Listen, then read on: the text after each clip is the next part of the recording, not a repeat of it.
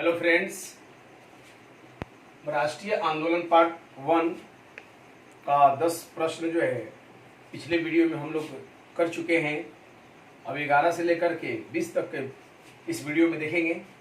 पहला ही इसमें देखेंगे प्रश्न है 11 नंबर प्रश्न है, भारतीय राष्ट्रीय कांग्रेस ने स्वयं के बारे में प्रचार हेतु इंग्लैंड में किस समाचार पत्र का सहारा लिया? ठीक है, दे रहा है अमृत बाजार पत्रिका, इंडियन, लीडर, इंडिपेंडेंस। इसमें आंसर है इंडियन समाचार पत्र जो है दादा भाई नौरोजी निकाल कर रखे थे, दादा भाई नौरोजी। और इंग्लैंड में आप जानते हैं कि इंग्लैंड में प्रचार करने के लिए इंडियन नामक समाचार पत्र का इस्तेमाल किया जा रहा था। आप जानते हैं कि हमारे यहाँ जितने भी लोग थे अब चाह रहे थे कि हमारे यहाँ के जो कष्ट हैं, हमारे यहाँ की जो समस्याएं हैं, चाहे वो आर्थिक हो या अंग्रेजों के द्वारा शोषण की जो समस्याएं हैं, उन समस्याओं को भारत के लोगों को जानकारी तो देना ही था। इंग्लैंड के लोग और इंग्लैंड के पार्लियामेंट यानी संसद को भी यह जानकारी दी जाए, और इसके लिए इंडियन नामक समाचार पत्र का इस्तेमाल करते थे। ठीक है, अब देखेंगे अमृत बाजार पत्रिका। अमृत बाजार पत्रिका के बारे में आप जानते हैं कि वर्नाक्युलर प्रेस एक्ट लागू होने के बाद में यह पहला पत्रिका था जिसने रातों रात अपने को अंग्रेजी में कन्वर्ट कर लिया। ठीक है, अब देखेंगे लीडर के बारे में आप जानते हैं कि यह मदन मोहन मालवीय, मदन मोहन इसके संपादक थे, मदन मोहन मालवीय संपादक थे। हिंदुस्तान नामक समाचार पत्र भी लिखे थे, हिंदुस्तान नामक समाचार पत्र। इंडिपेंडेंस के संपादक की अगर बात करें, याद रखेंगे इन बातों को, मोतीलाल नेहरू ने इंडिपेंडेंस नामक समाचार पत्र, जबकि यहीं पर जान लें जवाहरलाल नेहरू इनका बेटा है जवाहरलाल नेहरू, इन्होंने नेशनल हेराल्ड नामक समाचार पत्र का संपादन किया था। ठीक है, अगला प्रश्न है 12 नंबर देखेंगे, किस गवर्नर जनरल ने दम्भ भरे स्वर में कहा कि हमने भारत को तलवार के बल पर जीता और तलवार के बल पर ही कायम रखा जाएगा? यानी तलवार के बल पर जीते थे और तलवार के बल पर ही कायम रखा जाएगा। ऑप्शन है ए कर्जन, लिटन, एल्गिन और हार्डिंग। फर्स्ट इसमें है एल्गिन। द्वितीय 1894 से लेकर के 99 तक, 1899 तक यह भारत का गवर्नर जनरल रहता है, और इसने दम्भ भरे स्वर में कहा कि हमने भारत को तलवार के बल पर जीता था और तलवार के बल पर ही कायम रखेंगे। हुआ यह कि भारतीय राष्ट्रीय कांग्रेस जब 1885 में इसका गठन होता है तो धीरे धीरे इसका प्रसार हो रहा है, लोग इससे जुड़ रहे हैं। शुरुआत में इसके सदस्यों की संख्या देखेंगे कि 72 थी, और आगे चलकर की ये संख्या जो है 1200, 1500 इस तरीके से लगातार बढ़ते जा रहे थे। तो इससे अंग्रेजी सरकार घबराई हुई थी, और अलग अलग गवर्नर जनरल या अलग अलग लोगों ने क्या रुख रखा, क्या मत दिया कांग्रेस के बारे में, इसी से संबंधित ये प्रश्न है। और इसी के संदर्भ में एल्गिन कहता है कि भारतीय राष्ट्रीय भारत को हम तलवार के बल पर जीता था और तलवार के बल पर ही कायम रखेंगे। अब देखेंगे पहला ऑप्शन है इसी संदर्भ में, कांग्रेस के संदर्भ में इसने कहा कि कांग्रेस की महल भरभरा रही है और मेरी अंतिम इच्छा है कि भारत में रहते हुए इनके मृत्यु में कुछ योगदान कर सके। ये कर्जन 1899 से 1905 ईस्वी तक रहता है और कहता है कि कांग्रेस का महल भरभरा रहा है, ठीक है, और हमारी अंतिम इच्छा है कि हम इनके मृत्यु में योगदान कर सकें। ऐसे ही बात डफरिन की बात करें, लॉर्ड डफरिन जो 1884 से 88 ईस्वी तक रहता है, कहता है कि कांग्रेस के ये लोग जो अपने को नेता बोलते हैं, कांग्रेस के ये लोग जो अपने को नेता बोलते हैं, हमको नहीं लगता है कि यह प्रतिनिधित्व कर पा रहे हैं, यह नगण्य लोग हैं और अल्पमत में हैं। कारण है कि डफरिन इस बात को कहना चाह रहा था, डफरिन इस बात को कहना चाह रहा था कि कांग्रेस के लोग में डॉक्टर, वकील, पत्रकार, शिक्षक आदि थे और उच्च वर्ग के लोग थे, उनका जन सरोकार रियली उस टाइम में ज्यादा नहीं था। ठीक है, और उसी बात को डफरिन कहता है कि अल्पमत का प्रतिनिधि है। ठीक है, अब है लिटन 1876 से, देखेंगे इसको 1876 से 80 तक भारत का गवर्नर रहता है, वायसराय कहें, वायसराय रहता है 1876 से 80 ईस्वी तक लिटन। और भारत का सर्वाधिक प्रतिक्रियावादी गवर्नर जनरलों में इसका नाम आता है लॉर्ड हार्डिंग। लॉर्ड हार्डिंग का देखेंगे तो 1844 से 48 तक इनकी कोई खास उपलब्धि नहीं है। अगला प्रश्न देखेंगे, बंगाल विभाजन के बारे में क्या सत्य नहीं है? बड़ा इंपॉर्टेंट प्रश्न है और हर परीक्षाओं में लगभग पूछा जाता है। यहाँ से प्रश्न आप गाहे बगाए इन प्रश्नों को परीक्षाओं में देख सकते हैं। ठीक है, बड़ा इंपॉर्टेंट प्रश्न होता है। बंगाल विभाजन के बारे में क्या सत्य नहीं है? ऑप्शन ए है, इस समय वायसराय लॉर्ड कर्जन था, सत्य है। बी, भारतीयों द्वारा इसके विरोध में स्वदेशी आंदोलन छेड़ा गया, यह भी सत्य है। कर्जन ने बंगाल विभाजन का कारण प्रशासनिक असुविधा बताई, यह भी सत्य है। स्वदेशी आंदोलन का नेता दादा भाई नौरोजी थे, यह जो है गलत है। नॉन या एक से अधिक, तो आंसर होगा डी, दादा भाई नौरोजी जो है इसके नेता ना होकर के सुरेंद्रनाथ बनर्जी थे। ठीक है, और बंगाल विभाजन के दौरान सुरेंद्रनाथ बनर्जी अपनी पत्रिका बंगाली के माध्यम से पूरे जोर शोर से प्रचार किया और बंगालियों को यूनाइट करने का प्रयास किया। और इस बंगाल विभाजन के दरमियान यह नारा लगाया गया कि बनर्जी झुकना मत, यह नारा है कि बनर्जी झुकना मत। ठीक है, अब देखेंगे पहला ऑप्शन, इस समय वायसराय लॉर्ड कर्जन था। आप जानते हैं कि 1899 से लेकर के 1905 ईस्वी तक लॉर्ड कर्जन है। ठीक है, 20 जुलाई को विभाजन का निर्णय लिया जाता है। ठीक है, और 16 अक्टूबर 1905 ईस्वी को विभाजन लागू कर दिया जाता है। ठीक है, और विभाजन लागू करने के पहले ही 7 अगस्त 1920 ईस्वी को स्वदेशी आंदोलन या विरोध स्वरूप आंदोलन करने का निर्णय लिया जाता है। तो भारतीयों ने इसके विरोध में स्वदेशी आंदोलन छेड़ा। और स्वदेशी आंदोलन का मतलब है कि स्वदेशी अपनाओ और विदेशी भगाओ। और इसमें महिलाओं ने बढ़ चढ़ करके भाग लिया। महिलाएं जो हैं विदेशी कपड़ा पहनना छोड़ दी, विदेशी चूड़ियां पहनना छोड़ दी, विदेशी बर्तनों का इस्तेमाल करना छोड़ दी। ठीक है, यहाँ तक जो मंदिर के महंत थे उन महंतों ने विदेशी चीनी से बने हुए लड्डू चढ़ाने से मंदिरों में चढ़ाने से इनकार कर दिया। ठीक है, तो इस तरीके से स्वदेशी की बात होने लगी। यही नहीं, आप देखेंगे कि इसी दरमियान स्वदेश बांधव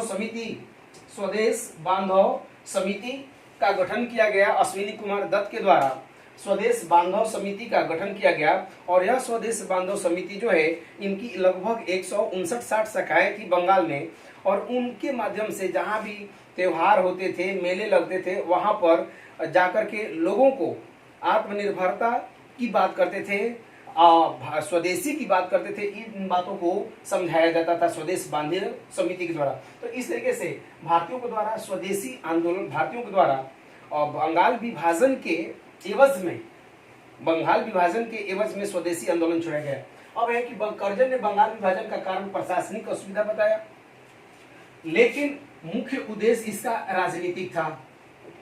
भले ही वो कहता है कि प्रशासनिक असुविधा है, लेकिन इसका मुख्य कारण था राजनीतिक कारण कि तत्कालीन समय में बंगाल में बिहार, झारखंड, उड़ीसा और असम के कुछ क्षेत्र थे और बड़ा बंगाल था। और बंगालियों में राजनीतिक जागरूकता कल भी था और आज भी जाकर के देखेंगे तो ज्यादा मिलती है।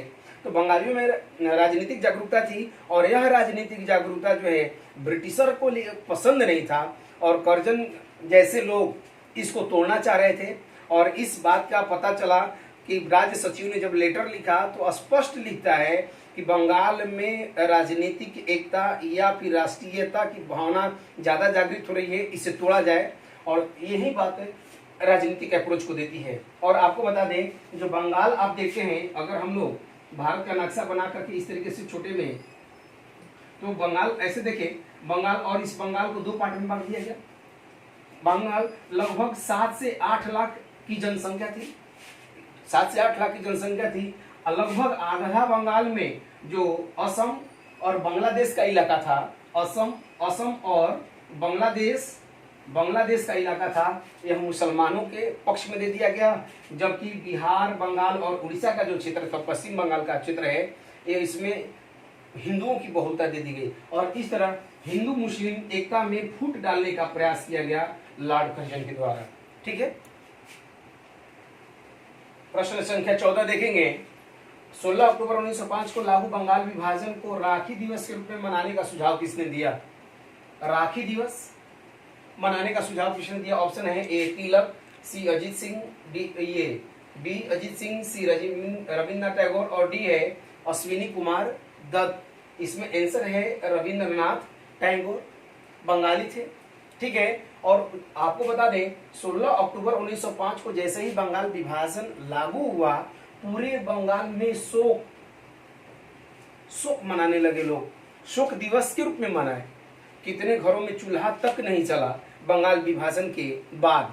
ठीक है, और उसी बंगाल विभाजन को एक करने के लिए या बंगाल विभाजन के दौरान लोगों को जोड़े रखने के लिए रविन्द्रनाथ टैगोर ने राखी दिवस, ताकि हिंदू मुसलमान या हिंदू के हाथ पर, हिंदू मुसलमान के हाथ पर, मुसलमान के हाथ पर एक दूसरे को राखी बांध करके अपने प्यार का, अपने समर्पण का, बंगाल के प्रति अपने झुकाव का इस्तेहार करे या फिर इजहार करे।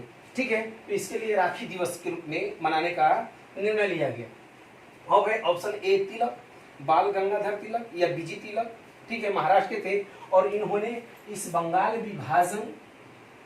विभाजन के विरोध में जो स्वदेशी आंदोलन की बात हो रही थी, जो स्वदेशी आंदोलन था, इस आंदोलन को महाराष्ट्र में प्रचारित प्रसारित करने का काम किया। इनकी पुत्री केतकर ने भी तिलक के साथ महाराष्ट्र में बंगाल विभाजन के एवज में जो स्वदेशी आंदोलन था उसको प्रचारित प्रसारित करने का काम किया। अब है अजीत सिंह प्लस लाला लाजपत राय, पंजाबी थे तो लोग, लाला लाजपत राय, और लाला लाजपत राय ने पंजाब के क्षेत्रों में इसका प्रचार प्रसार किया। पंजाब के क्षेत्रों में अश्विनी कुमार दत्त आपको बताए कि यह बरिशाल के शिक्षक थे और इन्होंने स्वदेश बांधव समिति का गठन किया, एक समिति का गठन किया। और यह जो समिति है इसकी लगभग 159 शाखाएं थी, 160 शाखाएं थी। और यह पूरे बंगाल में जहां भी मेले लगते थे, त्योहार होते थे, लोग जुटते थे, वहां पर आत्मशक्ति की बात, युवाओं में आत्मनिर्भरता, ठीक है, और आत्मशक्ति की बात सिखाते थे। कौन? तो अश्विनी कुमार दत्त। अगला प्रश्न देखेंगे, कांग्रेस के सम्मेलनों को शिक्षित भारतीयों का वार्षिक राष्ट्रीय मेले की संज्ञा किसने दी? ठीक है, ऑप्शन है ए लाला लाजपत राय, बी बंकिम चंद्र चटर्जी, सी अश्विनी कुमार दत्त और डी तिलक। इसमें आंसर है ए लाला लाजपत राय। लाला लाजपत राय ने कांग्रेस के सम्मेलनों को शिक्षित भारतीयों का वार्षिक राष्ट्रीय मेले की संज्ञा दी। आप जानते हैं कि प्रत्येक वर्ष दिसंबर में, प्रत्येक वर्ष 1885 में भारतीय राष्ट्रीय कांग्रेस का गठन होता है, तब से लेकर के 1947 ईस्वी तक लगभग प्रत्येक वर्ष दिसंबर में इसका मीटिंग होता था। और इसी मीटिंग के बारे में शुरुआत में लाला लाजपत राय ने उदास होकर के या निराश होकर के उन्होंने कहा कि कांग्रेस के सम्मेलनों को शिक्षित भारतीयों का वार्षिक राष्ट्रीय मेला, ये शिक्षित भारतीय हैं जिसमें आपको बता दें पत्रकार थे, शिक्षक थे, वकील थे, डॉक्टर थे, ये सारे जो मध्यम वर्ग के लोग थे, उच्च मध्यम वर्ग के लोग थे, ये सभी लोग उसमें भाग लेते थे। और इनका जन सरोकार कम से कम था। शुरुआत में इनका उद्देश्य था कि संवैधानिक सुधार कर करके अंग्रेजों से कुछ प्राप्त किया जाए और भारतीयों के लिए कुछ नियम कानून ढीले किए जाए। ठीक है, इसी को संदर्भ को ध्यान में रखते हुए लाला लाजपत राय ने कहा कि कांग्रेस के सम्मेलनों को शिक्षित भारतीयों का वार्षिक राष्ट्रीय मेला कहा इन्होंने। अब देखिए बंकिम चंद्र चटर्जी ने कहा कांग्रेस के लोग पदों के भूखे हैं, ऐसा कहा बंकिम चंद्र चटर्जी ने। कांग्रेस के लोग कैसे हैं? तो पदों के भूखे हैं। ठीक है, क्या संदर्भ है वो खुद समझते हैं। इसके बाद अश्विनी कुमार दत्त ने कांग्रेस के मीटिंग को, जो दिसंबर में हुआ करती थी प्रत्येक वर्ष, उस मीटिंग को 3 दिन का तमाशा कहा। ये 3 दिन का क्या है? तमाशा है।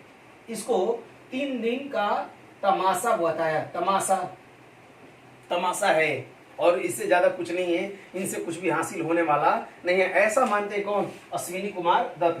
तिलक ने कहा कि अगर वर्ष में हम एक बार मेढक की भांति टरटराएं तो हमको उससे कुछ भी प्राप्त होने वाला नहीं है।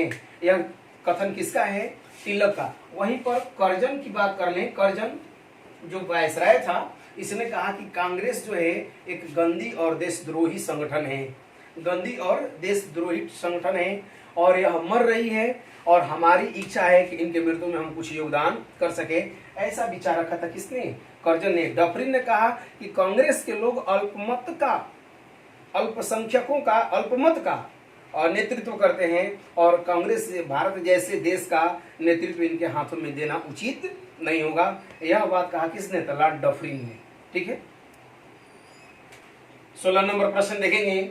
किस वायसराय ने कांग्रेस को गंदी चीज और देशद्रोही संगठन कहा? पिछले ही क्वेश्चन में इसकी बात हो रही थी। आंसर है लॉर्ड कर्जन। डफरिन ने इसे कांग्रेस के लोगों को अल्पमत का प्रतिनिधि बताया और कहता है कि भारत जैसे शानदार देश का नेतृत्व इन्हें नहीं दिया जा सकता है। यह मत है लॉर्ड डफरिन का। लॉर्ड लेंसडाउन का इससे कोई संबंध नहीं है। लॉर्ड एल्गिन ने कहा है कि भारत को तलवार के बल पर जीता गया था और तलवार के बल पर ही कायम रखा जाएगा। यह एल्गिन का मत है। अगला प्रश्न 17 नंबर देखेंगे। किस भारतीय ने भारतीय कला पर पाश्चात्य कला का आधिपत्य तोड़ा?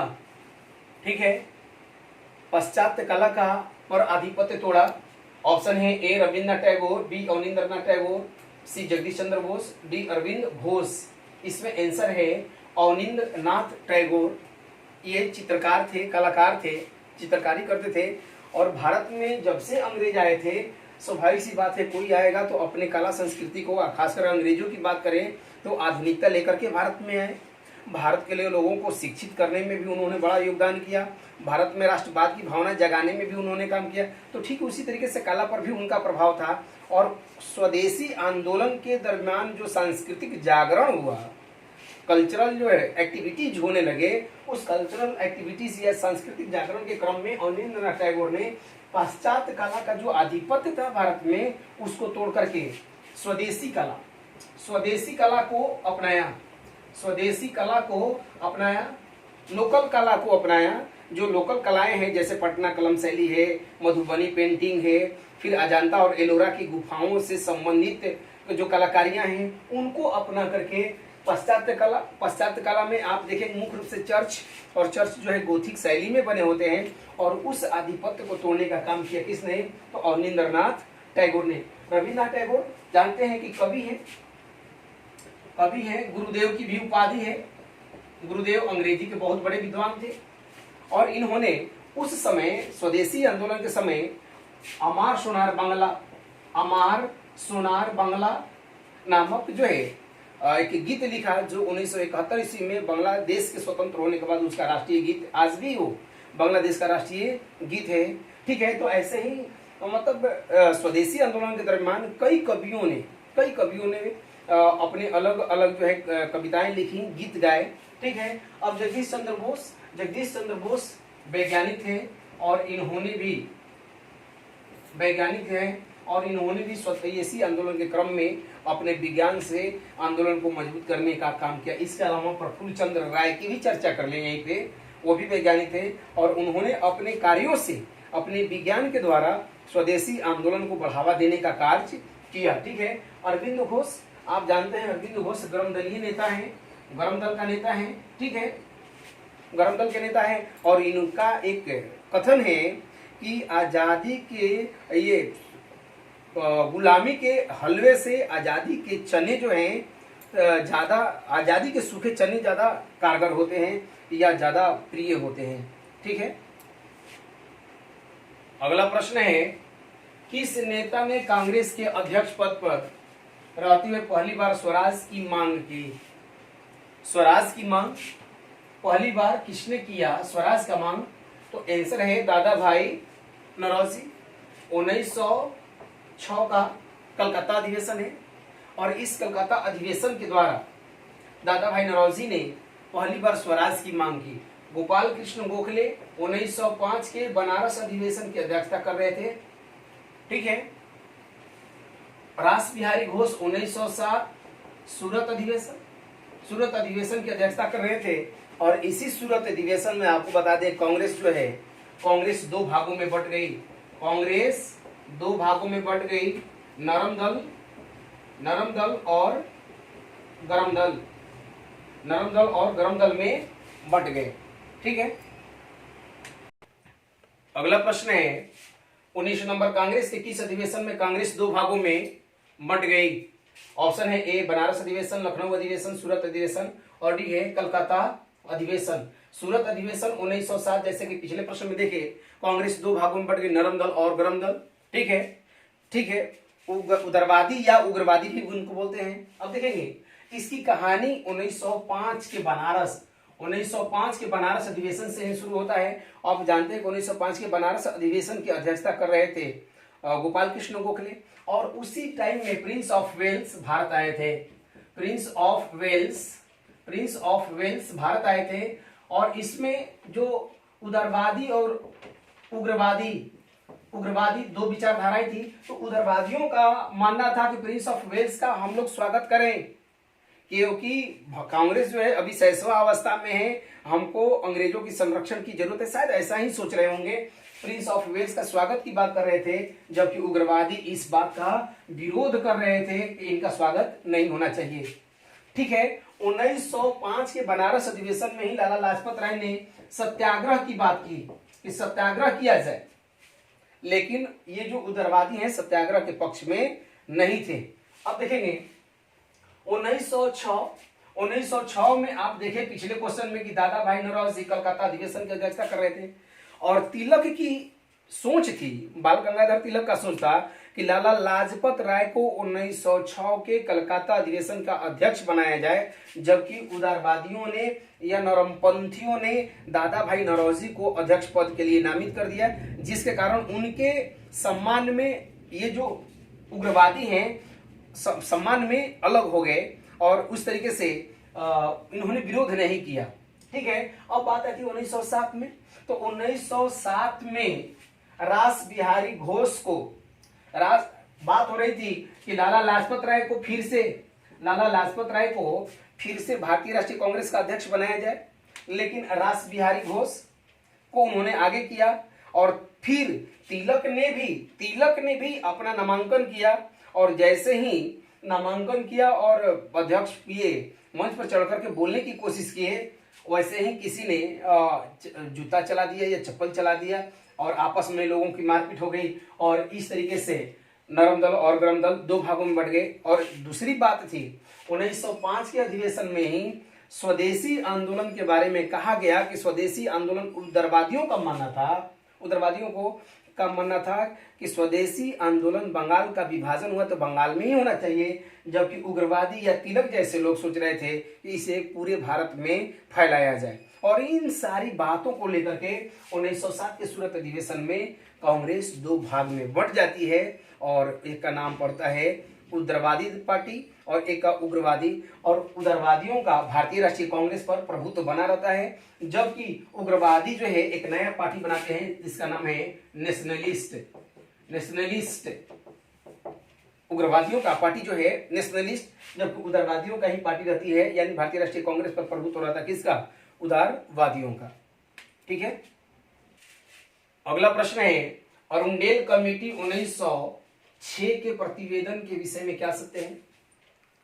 ऑप्शन है विवाह के लिए सम्मति आयु अधिनियम, बी राजनीतिक सुधार, सी उच्चतर शिक्षा, डी विभाजित बंगाल को पुनः संयुक्त करना।